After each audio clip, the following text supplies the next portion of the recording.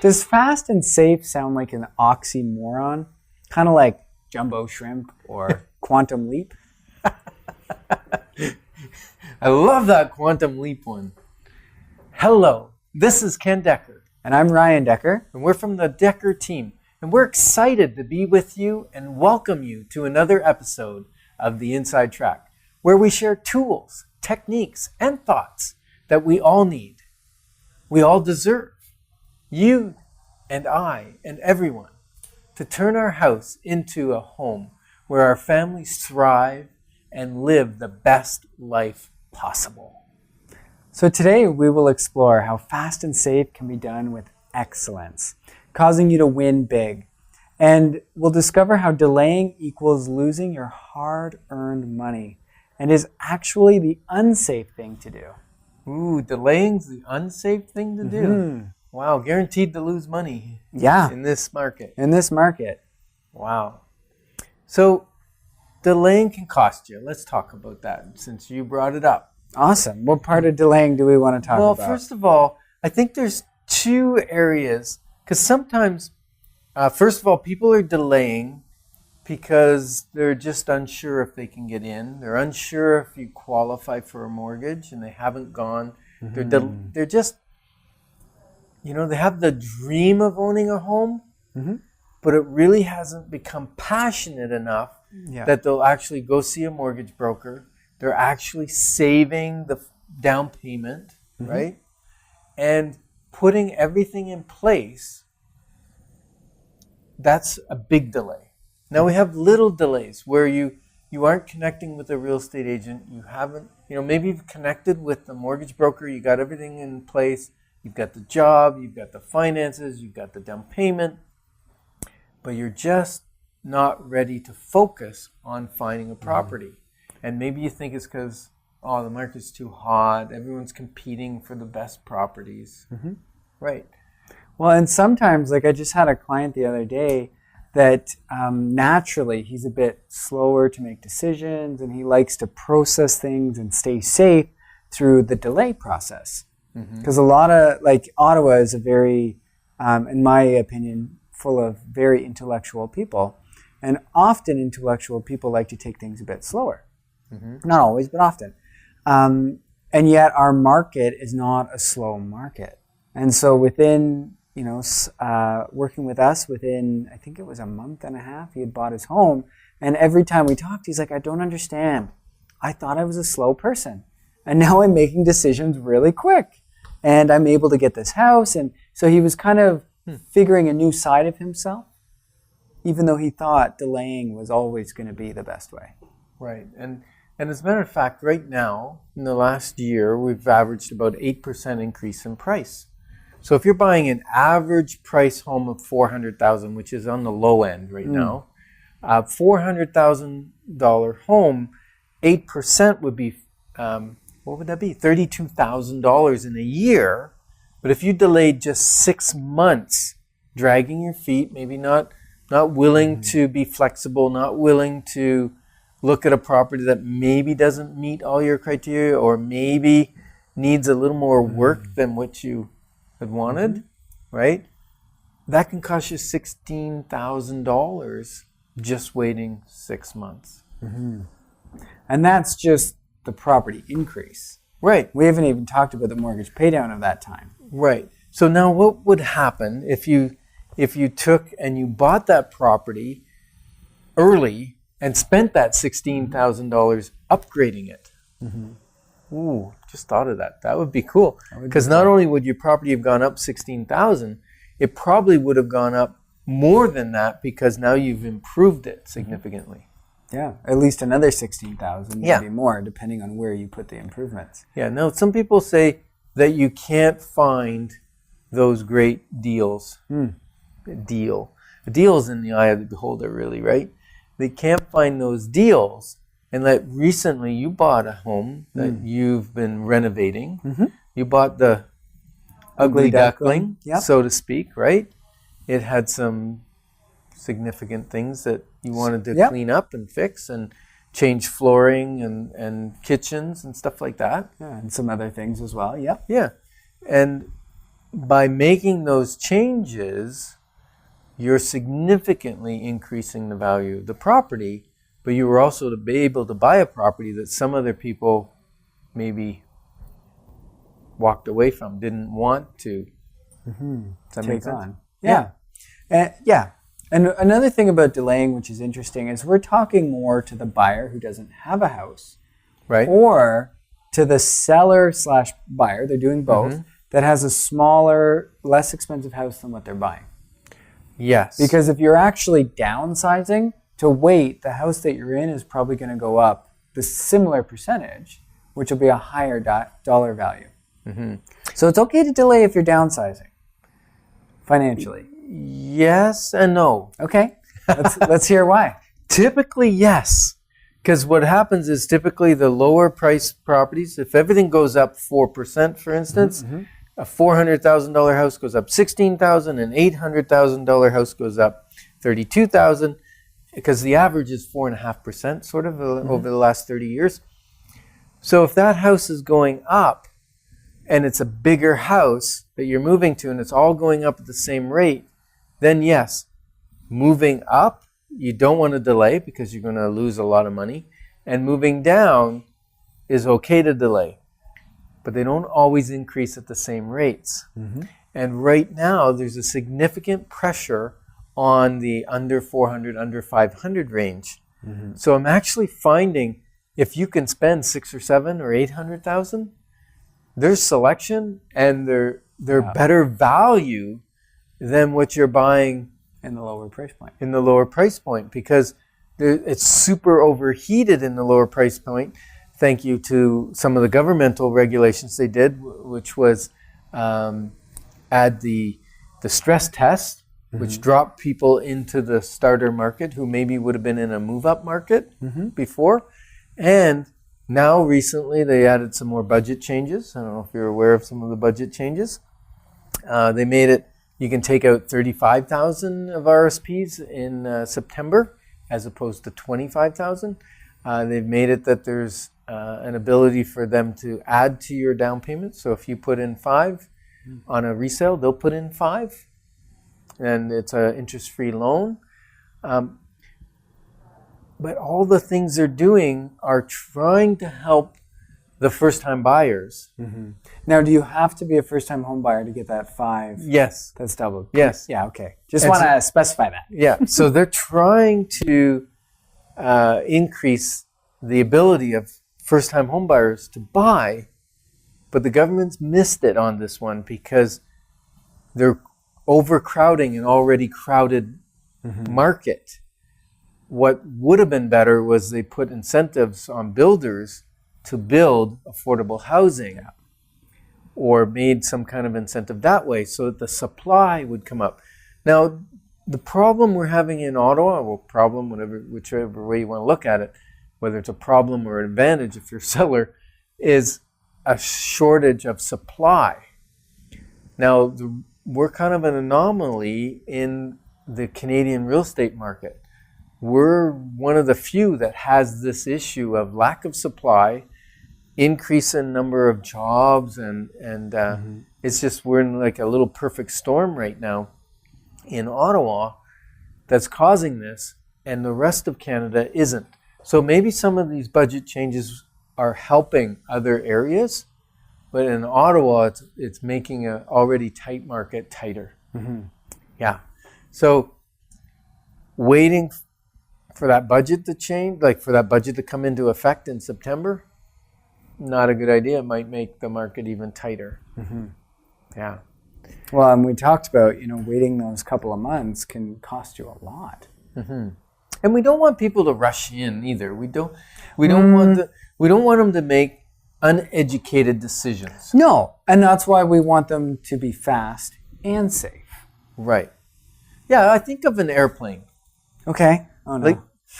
What do you mean, oh no? Oh no. Oh, you heard yeah, I had a bad example when we were practicing the pre-show. And Ryan said, don't use that example. But this is a good example. Okay. A plane flies probably the fastest anybody goes. Right? It's up there. And you feel safe. And why do you feel safe flying fast? Well, a few things. There's inspections on the airplane regularly. The pilot is highly trained and skilled, and even if there's a turbulence or a hiccup in the things, or a geese runs into the airplane, takes out the engine, they're trained on what to do with that issue. And it's kind of like a real estate agent.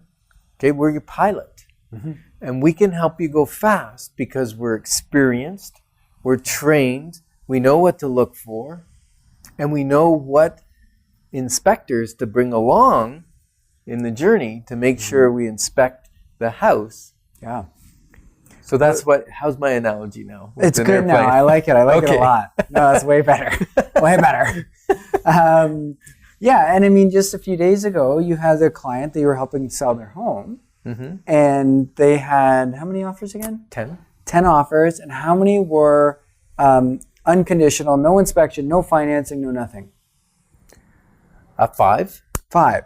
So over half of the offers that came in knew that this is a fast market and knew that if they wanted a chance at this house, they had to have these things done in advance. Yep, there were of the offer. 5 pre-inspections before the offers were presented. So people brought their inspector in, spent their $500 or $600 or whatever. And maybe they got a deal because they've done a few of them with the same inspector. They might have to. So there are ways to work around that, so you're not paying $500 or $600 every time, right? When you're doing it en masse. But yeah.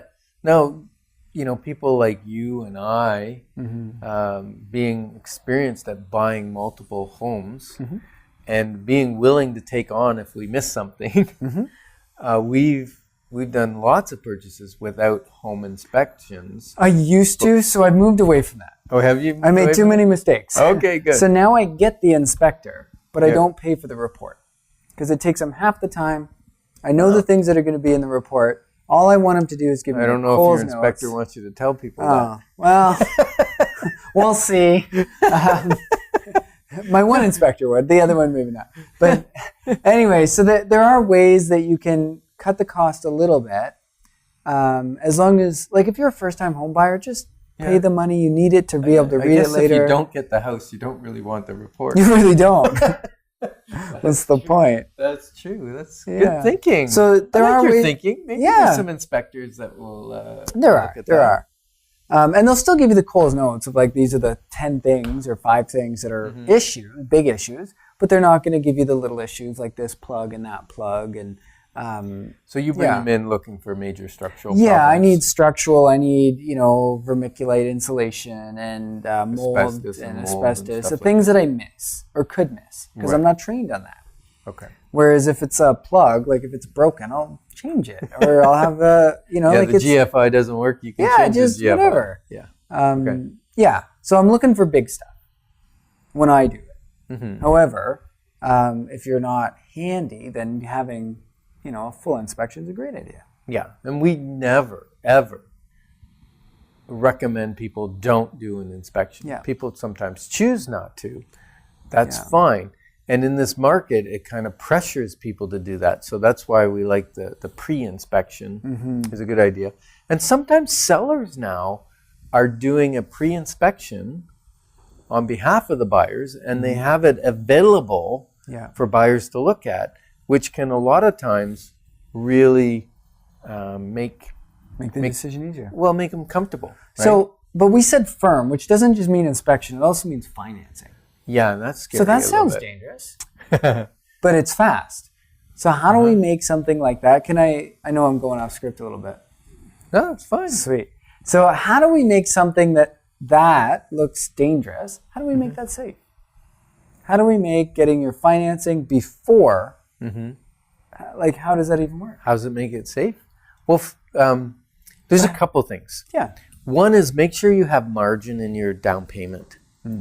Because if let's say you're giving 5% down, and when they maybe do an appraisal, and the appraisal comes in short of the value you paid for the house, you got to come up with the difference. So if it's $10,000 less than what you paid for it, you got to come up with the $10,000. Now, that being said, appraisers are attempting to justify the price you paid, because a true appraisal is what value will a house sell for in the market, in the current market, with neither the seller absolutely having to sell and the buyer absolutely not having to buy. So what is the true market value? And typically, when you put it on the MLS, when we put it out there for sale, and there's a few days or weeks or months go by, and a buyer buys it, even if they're competing with another buyer, especially if they're competing with another buyer, it says the value of the house is there. Mm-hmm. So the appraiser's doing everything in their power to justify the price you paid. Now, sometimes they can't. Mm-hmm. And that's when that margin's important. So having access to money. The second way to make that safe is get your pre-approval. Not pre-qualify, but pre-approval. And pre-approval means you've got your letter of your employer in, they've done the credit check, you've got all your ducks in a row that they asked you to do, proof of T4s or notices of assessments, they've your ran taxes your credit, are paid. they've done all of that. You've got it all in. Yeah, you don't want them to say, oh, based on your income, you can afford $1 million, which is great, but until they see everything, they can't really tell you. So yeah, you'll lock in the rate and you'll do those great things. Yeah, we call that pre-qual. Yeah. But pre-approval, it's done. Right. Now, this house still has to approve out, and that's where the appraisal may come in. Sometimes they don't do an appraisal. Mm-hmm. Depends on the lender, depends on the market. If you've done your inspection, and you can be fairly sure that they're not going to call back on it, as long as your realtor and that's again why you have us as your realtors. We can tell you, based on our experience, this is the right realm. And what I did a study, I think I talked about it on a show a long, long time ago. It was based out of the U.S. National Association of Realtors did a study in when there's multiple offers on a property, what percentage wins if it doesn't have a finance clause or it doesn't have a home inspection. And if it doesn't have both, it was 400% more likely to win in a multiple bid. And I know I've had clients that, bid $12,000 more on a $400,000 house than the one that won. Mm-hmm. And the one that won because it didn't have conditions. Yeah. Because that's a lot of security to a seller. Yes. If they don't have to worry about an inspection and things going wrong, or maybe you're not getting your financing and then trying to market again and be out of the house for more showings. That's the big key right there, Ryan. You hit it. For a seller, you can only create a first impression once. Mm-hmm.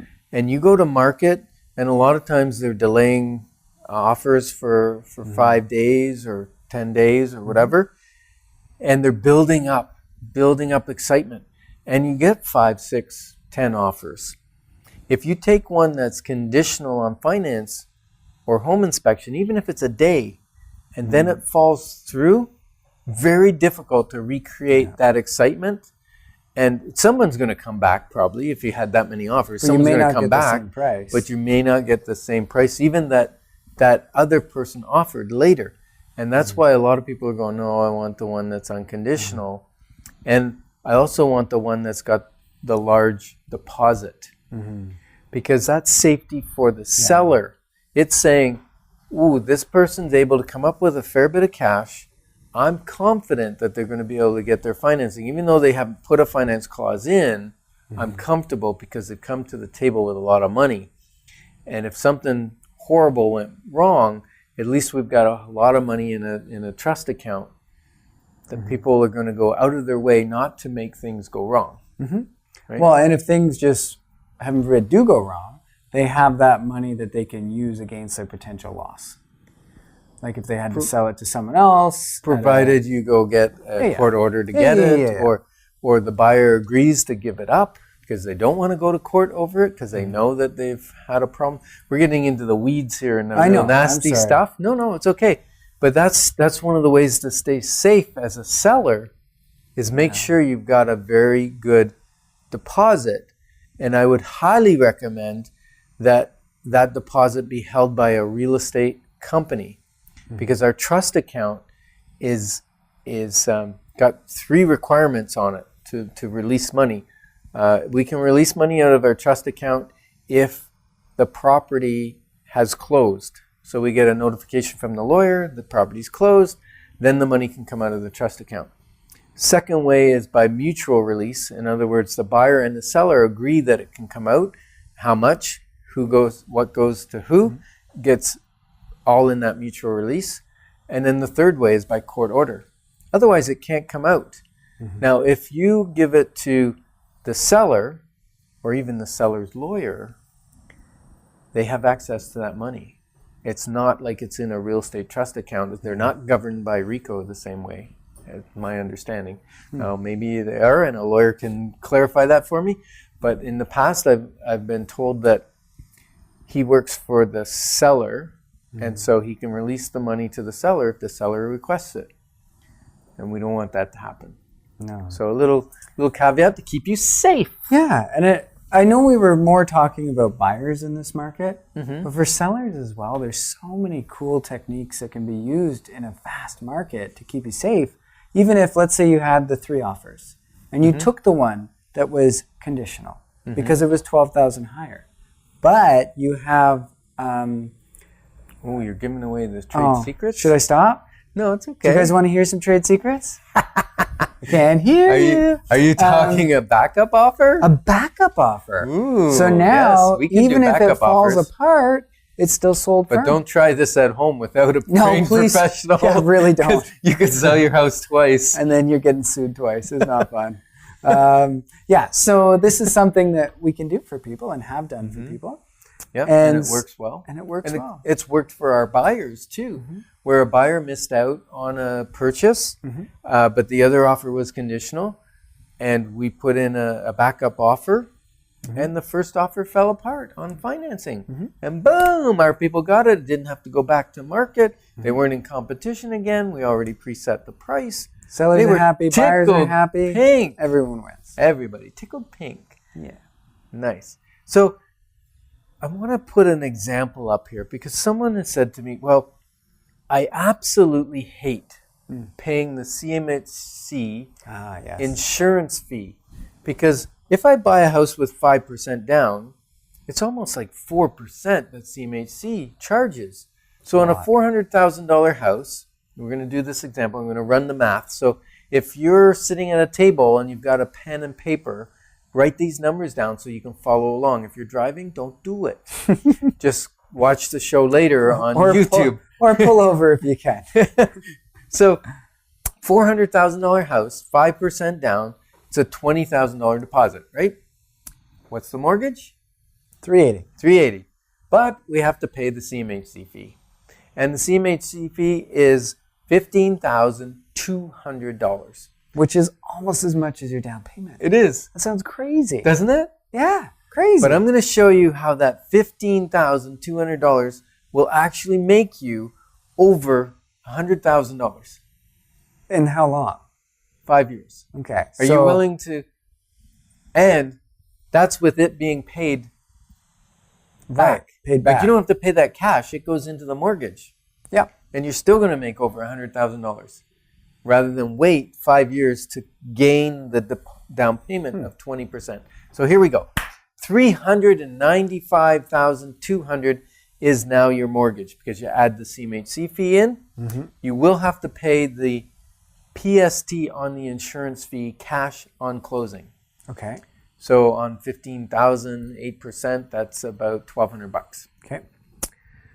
So at 3.75% interest, in 5 years, the mortgage goes from $395,200 to $330,972. So it's just about, well, how much is that? Almost $65,000 has gone down. Right? That's pretty cool. The house, on the other hand, has gone up. And right now, we're going at standard rates. Yeah. Well, we're saying standard rates for Ottawa or average rates in the past. We can't guarantee that in the future. You never know what's going to happen with our market or the total market. But in the past, it's run about 4.5%. So I did a calculation of 4% increase per year for 5 years. It would be worth $487,741. So that means if you take 487, $741 minus the mortgage amount that's left to pay of $330,972. You got your pencils going, people. Equity will be $156,769. So basically $156,000. If you minus the $20,000 you put in, you've made $136,000. Now let's say you waited to, because you didn't want to pay that $15,000 in CMHC, and you waited, so you're going to save the $15,000. But we also have to save. And you waited because you're saving the money all the time. For the 20%. Yeah. Okay. You're putting a lot of money away every month trying to make up the money. And you're going to have to probably put in over $1,000 a month, because in 5 years, you're $487,741. 20% on that is $97,000, $97,548. So I've got to come up with almost $100,000 in down payment now, instead of the 20 I did 5 years ago, right? When I put it down, $97,548 off of the price, the value of the house, my mortgage now is $390,192.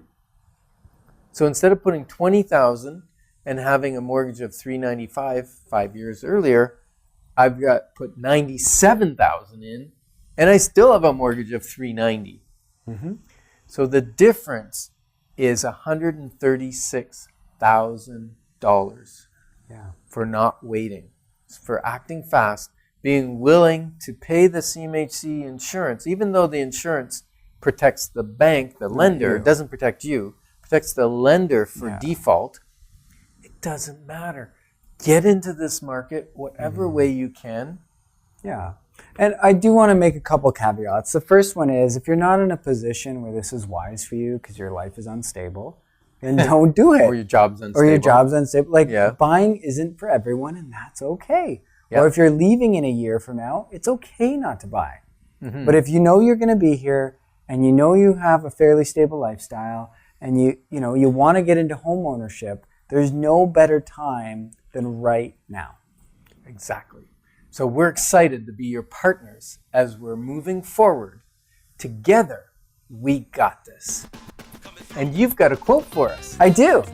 We are what we repeatedly do. Excellence is not a once-in-a-while thing. To be excellent, excellence must be a habit.